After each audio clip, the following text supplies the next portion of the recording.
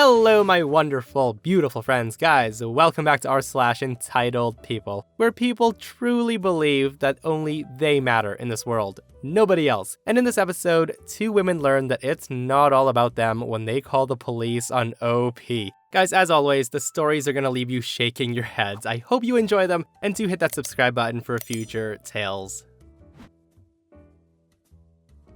Okay, so some context here. I was in the army for 5 years, and I was near an IED when it exploded, and had to go through major surgery. And as a result, I have some scars on my arms and legs. So this took place 2 years ago, when we had a semi-big 4th of July party. It was hot out, and all I had was shorts and a tank top on. Now I do want to note at this point that some scars were visible. The main one was on my arm and running from my shoulder to my elbow. So this one kid at the party asked me why I had it, and I just said I got hurt while on duty. I didn't really go into detail though. The kid thought it was really cool and he just walks away to his mom and dad. Now, I guess he told his mom about it because the next thing I know, I was standing at the grill like any dad at a party, and Karen storms over and just starts yelling that what I told her son had traumatized him. Now, hearing that, I was confused for a minute before she points to my arm. Apparently, I was an awful person for doing this. The yelling attracted my wife and Karen's husband, and the husband was mad at me because I made his wife angry and ruined the day. My wife did try to calm them down with no use. Karen starts yelling that I need to leave the party, my own party, or bring out a sweater to cover up because I was too big and scary to the kids. She also thought that I was threatening to her. Now, I did apologize for looking scary, but I also explained that I will not leave my own party nor cover up, but her family's free to leave. So we ended up just asking them to leave after a loud argument. The worst part of the whole thing is I burned the burgers. I can't help but laugh at this because it's so absurd, guys. If I was OP, I wouldn't have even apologized. Like, the parents clearly missed a teaching moment, and instead of choosing peace and educating their kid, they ended up choosing violence. Like, imagine being asked to leave your own freaking party because of the scars on your own arms. And seriously, I don't think the kid minded the scars at all because OP said the kid was cool about it. And those poor burgers though, cause of death, the self-centered stupidity of one person. And if you think that story was absurd, wait until you hear this next one.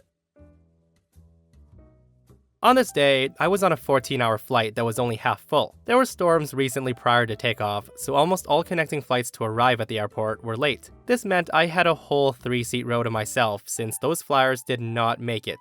Almost every row was like this. So into the flight, I had finished my 3rd movie. It's almost impossible for me to sleep on planes, so I continued looking through the movie list until I saw the movie Rocket Man. Now, I've never seen it, but I have heard good things about it. So towards halfway through the film, the song Take Me to the Pilot comes on, and a gay scene with Elton John and John Reed starts playing. At that, I was a little surprised, but I didn't skip since the cabin was dark and everybody else was watching their own screen or sleeping. So I thought. All of a sudden, I feel someone poke my shoulder from behind, and it was a middle-aged woman, a true Karen. The woman says to me, "Hey, you need to stop what you're watching. That's extremely inappropriate for my kid." I then glanced at her boy, who's probably 12, in the middle seat, and he was sleeping. The kid even had a sleeping eye mask on, so how the heck did he see my movie anyway? I say to her, "Hey, this part's gonna be over soon. There's no nudity in it." I then turn back around. I could hear her scoff loudly, and I'm assuming she pressed the help button since a flight attendant comes over 10 seconds later. By the time the flight attendant comes to our section, the steamy scene was finished anyway. And no, there was no nudity, just kissing and pectorals. So the flight attendant comes over and asked, "May I help you?" The Karen then says, so this person is literally watching adult videos on the plane. My kid can see that, and he doesn't need to know about those relationships." The flight attendant then says to her, "If it's on the screens in the seats, that means she's watching a movie provided on the list. There's nothing I can do except advise you to watch your own screen." The Karen then says, "It's not a family-appropriate movie on a plane. There were men kissing each other. She needs to change the movie or turn it off." The flight attendant then says to her, "I apologize, but she has the right to watch what she wants to watch. As I've said, if it's a movie that's playing that the flight provides, I can't do anything about it. If there are further complaints in the future, we could take action." The flight attendant then walks to the back of the plane, and I heard the entitled mom say, "Ridiculous," under her breath. Now at that, I was super tempted to rewind back to Elton John's One Night Stand, but I didn't need that BS at the moment. Later, I turned around at her during Elton's drug overdose at his pool party, and her eyes were fixated on my screen. She must have enjoyed the movie. Yeah, that lady needed to be minding her own business. Like, what's she gonna do when her child sees a gay couple in the flesh? Excuse me, no, you're not allowed to hold hands. Don't make me call police to have you arrested. My son doesn't need to see that. And trust me, there have been many stories I've read on the channel, and some people do get that insane, guys. Okay, so this story happened a few days ago, and I'm still really in disbelief. I like fishing, and my style is mostly done from sandy beaches. On this day, it's about 5:30 in the morning in early March, and of course no one's there. I choose a place near my parking spot so it would be easier for me to transfer all my fishing gear. Just so you know, fishing with poles in my country is legal on every beach. But out of courtesy, I never do it in the timeline that normally people swim, so mostly really early morning or after sunset. I start fishing completely alone in a huge beach, about 5 kilometers of sandy beach. It was just so relaxing, watching the sunrise, drinking my coffee, listening to the waves and enjoying life. So a little while later, a car pulls up next to mine. I thought it was strange, since it was a huge parking lot, but at the same time, I was bringing in a fish and I didn't give it too much attention. I see 2 old ladies come out of the car, and they came and sat right next to me. Again, we're alone in a huge beach, completely empty. I smile at them, thinking they probably saw that I just caught a nice fish and they're curious. But boy, was I wrong. The women both undressed immediately into their swimsuits and start walking towards the sea, right between my fishing poles. At that moment, I say, "Hey, excuse me, can you go like 10 meters away to swim? I'm fishing right here and it might be dangerous for you. Plus, you're scaring away any fish." One of the women says to me, "We always swim here," and they continue to move towards the sea. I say to her, "Yeah, you can swim here, just go 10 meters left or right from the poles. As you can see, I'm fishing here." Lady number 2 says, "She told you we always swim here, so you should move." Again, I tell the women that I was here first. The beach is empty and I'm set up, so can they please move just a bit to the left or right?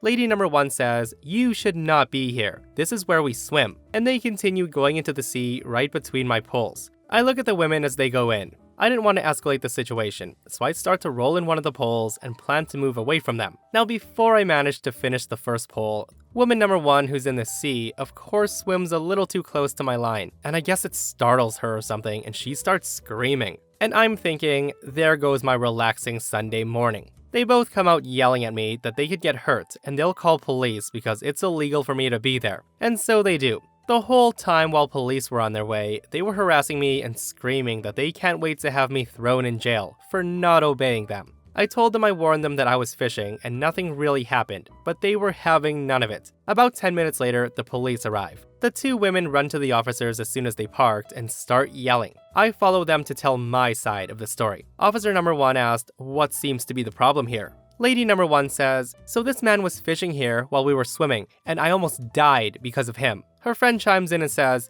"You should arrest him. He tried to hurt us." Officer number 1 asked, "How did he do that?" Woman 1 explains and says, "Well, I was swimming and I got tangled in his line and I almost drowned." The officer asked, "Where did you get tangled?" The woman shows the officer her arm and says, "Here." Her friend says, "She almost died, officer. We told him to remove his lines because they were dangerous and she almost got caught and drowned. Arrest him right now." The officer that's talking to them sees an empty beach. He then sees the 2 crazy ladies yelling at him without a mark on them, and then he asked me what happened. I say to him, "Well, officer, I was just here fishing when these 2 ladies came not too long ago and they sat right next to me. As you can see, the beach is completely empty, but they chose to come here because they said that this is their spot. This is where they swim." I warned them that I'm fishing and they should go a bit further, but they didn't listen. So I then start rolling in the poles to eliminate any chance of them getting hurt, and one of them just touches the line and she starts screaming. And that's when they called you. As soon as I finish talking, woman number 2 says, "He's lying, officer. We were here first and he came and started fishing."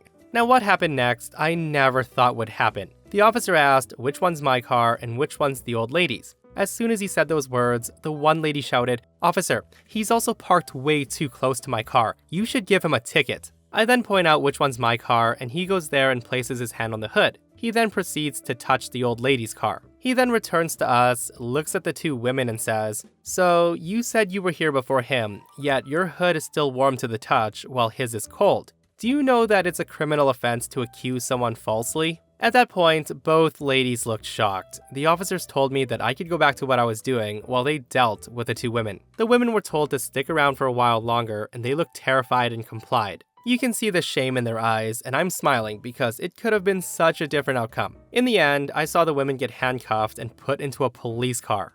So there you have it, guys. The moral of the story is, if you see someone fishing, leave them alone, because if you decide to cause trouble, especially by lying to police, you'll probably get thrown in jail. And what a great start to the day, right? Getting arrested. Like, I only wish I could have seen their faces when the officer said, "So ma'am, if you were here before him, why's your car engine warm while his is cold?" Amazing, guys. Okay, so I've been wanting to post this for the longest time. My wonderful father-in-law passed away in June 2016. He was an amazing man. Unfortunately, however, he was dating a real winner, a super entitled person and a major gold digger all in one. The woman was so awful that my husband quit talking to him for a few years. When my husband and I got married, it was very important to me that he had a relationship with his father. So I would invite them to come stay with us and have the guys go fishing while I went shopping with Gold Digger for 8 hours of hell. It was worth it to me that my husband be with his father, as he wasn't in the best health. My father-in-law and I had a great relationship as well. He loved my love for his son and the outdoors. The joy that our first child, his only grandchild, brought him was amazing. Anyways, moving on to the day my father-in-law passed away. I had just spoken to him half an hour before he died, and my husband happened to be working in the town that his father lived in. Later that night, Gold Digger came to find my husband to tell him that his dad died. And here's where the hell began. So my mother-in-law, who owns a lot of land next to my father-in-law, had been watching what was going on when the ambulance came to get father-in-law. And apparently Gold Digger hadn't gone with him because he was dead on arrival. Instead, she immediately had a truck backed up to the house, and she was already moving stuff before she came to tell my husband that his dad passed 6 hours before. My husband was distraught, and the moment he heard the news, he rushed home to be with his family, because he needed to be with people he loved instead of dealing with Gold Digger. The next day, my husband gets a call from his work telling him that his mother had called looking for him. She was looking for us because there had been a fight at the funeral home, and Gold Digger was claiming to be father-in-law's common-law wife, and claiming that he didn't have any children. The woman was rushing to cremate him before we could even find out where she had taken him. Obviously, we drove the 6 hours to stop this from happening. And since it's a very small town he lived in, we also found out that she had cans up for donations and even a benefit dinner for him. And all the money was to go to Gold Digger. But we called and we put an end to that really quickly. Moving forward a few months, we were finally able to go to court to prove that she wasn't his common-law wife. But I found out before court that she had gone everywhere she could to get signatures, including 2 other funerals, and she later photocopied what she wanted it to say after the signatures were there. I was also able to prove that she couldn't be common-law married to him, as she was still collecting Social Security disability from her ex-husband. Thankfully, the judge agreed with us and ruled in our favor, giving us a very large piece of land. But this gets worse. So about a year into this mess, she's still living on the property and we're still paying all of her bills. I'm still sitting at home taking care of our kids, and I check the mail, only to find a huge manila envelope filled with court papers. Over 100 pages. Apparently she was suing us for every penny she spent in the 4 years they were together. Almost $200,000. Now, I'm not even kidding when I tell you that she's suing us for tampons, lube, wart cream, a plunger, and a whole lot of vodka. And to add insult to injury, she also put the receipt for the only present my father-in-law got his grandchild. Now, I wasn't able to go to court for this one, unfortunately, but my husband did. However, I would have loved to have been there to see this. In court, when our lawyer brought up the present my father-in-law bought and asked about the credit card numbers that were proven to be my father-in-law's, the woman gets an attitude and said, "I grabbed any receipt I could find. Is that what you want to hear? Because that's what I did." The judge then shook his head. To make it even better, our lawyer asked her to imagine that it had been her property instead of father-in-law's, and that she had passed instead of him. Would she still expect her children to pay father-in-law for every penny he could get? Gold Digger was shocked by this, and she said, "Of course I wouldn't expect them to pay him." But somehow she couldn't understand what she was doing.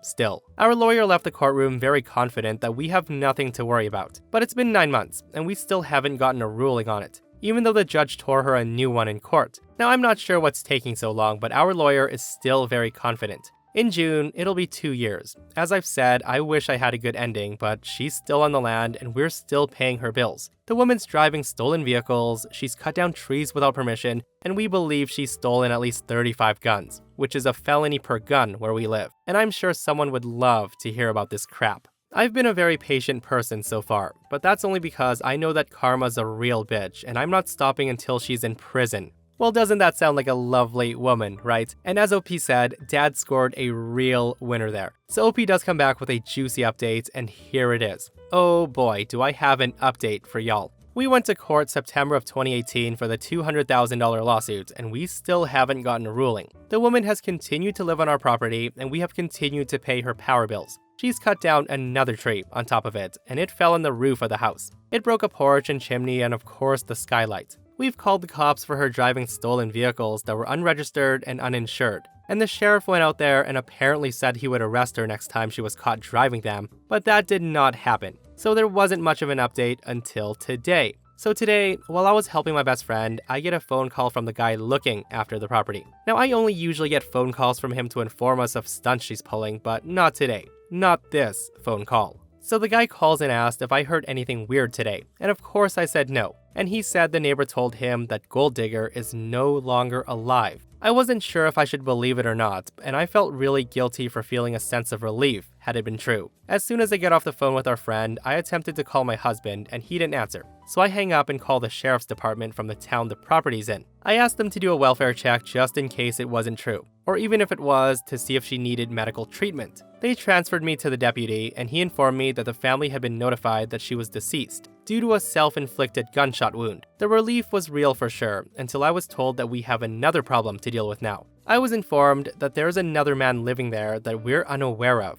The deputy had to tell me his name, and I've never heard it before, so now we have to evict this man. I am a little upset that the deputy told me that the family was going to make arrangements for her to get the property, but the police wouldn't give us the courtesy of allowing us to get my father-in-law's belongings. Now, don't get me wrong, I'm perfectly fine with the family getting her belongings. What I'm upset about is that he had the nerve to try to tell me that I wasn't allowed to go on my own property and be there when they collected her stuff, to ensure that it was only her belongings being removed. So that's all I've got for today. I will update when anything else happens. Again, please don't judge me for the relief I felt when I got this news. Yeah guys, so I never expected that crazy outcome. If that didn't happen, I'm sure she would have been in jail sometime in the future. What a wild, wild story. Okay guys, so the last post in this episode is an Am I the A-hole post, and OP's wondering if he's entitled. Now I know a lot of you guys have commented saying that I should start reading more of these, and I do plan to read them in the future, so here we go. So for a decade, myself and my 4 best friends have had an annual fishing trip. There's always been a no wives and no girlfriends rule. That was since the beginning, and no one has ever violated it. So 2 years ago, my friend Tim told the group that he wanted to bring his 5-year-old son to sort of pass the tradition on to the next generation. At that point, only Tim and I had kids, but my daughter was 3 and she was too young for fishing. We all supported Tim's idea and made a really big deal over the little guy. He had a great time, and he came last year as well. My other friend named Randy has a 4-month-old son now. When the baby was born, Tim gave Randy a children's fishing pole to give his son on his 5th birthday. Now it seemed clear to me that the tradition had evolved to us plus our kids, which I'm cool with. I mentioned to my friends the other day that my daughter was really excited for this year's fishing trip, and they looked at me like I was crazy. Tim said that I shouldn't bring her, that I wasn't allowed to bring her, and I was baffled. I was super supportive of him bringing his son, and this is no different. My daughter is now the age that Tim's son was when he first came on the trip. Another friend brought up the no wives, no girlfriends rule, which really pissed me off. My 5-year-old daughter isn't anyone's wife or girlfriend. I said to my friends, if they don't want my daughter there, then I don't want Tim's son there. Tim was offended and he stormed out. Randy told me that what I said was uncalled for. I told him I'm bringing my daughter, and that's that. I just want to make sure that I'm not being an entitled prick, so am I the a-hole? Okay guys, so I personally understand that guys' trips are guys' trips, okay? And no wives and girlfriends clearly means no females at all. But guys, I'm pretty baffled that as fathers themselves, they aren't more understanding and supportive of OP wanting to bring his daughter. OP is 100% not the a-hole. If I was in OP's shoes, I would say F the boys' trip. See you guys later. I'm taking my daughter fishing. But let me know what you guys think. And that, my friends, brings us to another end of our /entitled people. Guys, if you enjoyed the stories today, do hit that thumbs up. And if you missed yesterday's episode on the channel, I'll link it right here. OP tells a tale where she encounters a Karen 3 friggin' times while in public, and the stories are so crazy. So go check it out if you haven't, and myself and Stevie Boy will see you guys in the next one. We love you.